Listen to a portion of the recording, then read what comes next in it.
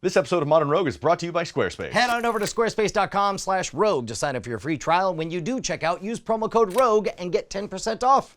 Plus, you'll be awesome. Brian, who is the coolest guy on television ever? Well, it's got to be Don Draper, It's right? Don Draper. Yeah. Yes, good answer. I was really afraid you were going to say Gilligan, and I was going to say, okay, fine. He's pretty The cool. modern road makes an old-fashioned. When you talk about Manhattan, I vaguely understand it. Certainly a martini, it makes sense.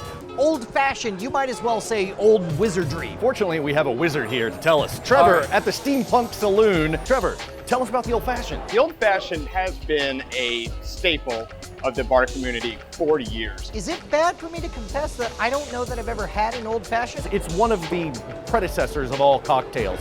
Way back in the 19th century, whiskey drinks were whiskey, sugar, bitters, and water. That was just a whiskey cocktail. But they started spicing them up. Maybe somebody will add a little bit of curacao. Then one day someone said, just give it to me old-fashioned. Walk me through this, Trevor. Okay, we're gonna start out with a sugar cube. A lot of bars have started using like a brown sugar cube or molasses sugar cube. So we're gonna drop that in there. And we're going to dash this with, depending on how you like to drink, we're gonna use 3 to 4 dashes of Angostura Bitters. 1, 2, 3, 4.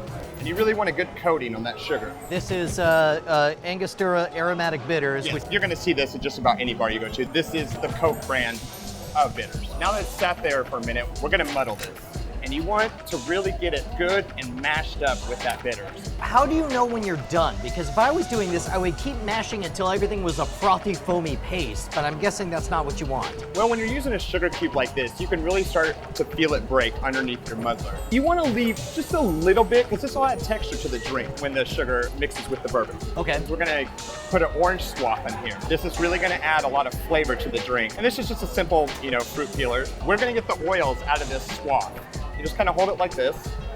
Got it. And some citrus kind of shot off there. Sure. So you have a fresh peel. We have very little pith. This is the white part of the fruit that you don't want to eat. See, I had always thought that you put actual orange in there and not part of the rind itself. Some of the best flavor of the orange is actually in the rind. Because of the oils, right? Yeah. And what you can do is, especially the fresh one, is when you break it over, You can see it. You can see it bursting out. and that really adds flavor to the drink. You can take a swath like this, go around the rim, and that's gonna add that flavor the entire time. Some bartenders will throw this out. It looks good in the drink. We're gonna put this in there. We're gonna muddle this again. And all you have to do when you're muddling the actual swath, you're just pushing the oils out. You don't need to kill it. There's no benefit to breaking it up into a paste or a mush or a pulp. No, not at all. That's the last thing you really want to do. Got it. Because it can overtake the drink and you want to taste that food.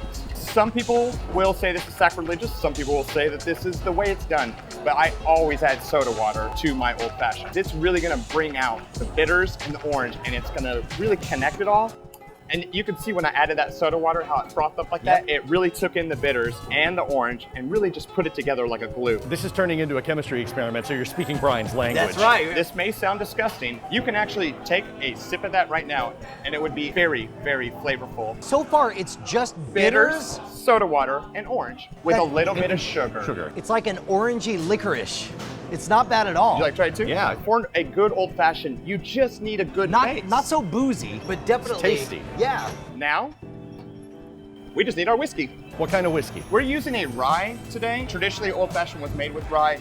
It varies from era, it varies from bar to bar, but I like a good rye because it has more of a bitter flavor. Typically in an old fashioned, you're gonna have 2 to 2.5 ounces. We're gonna do just a standard 2-ounce pour with our jigger. Okay. Get some more ice here.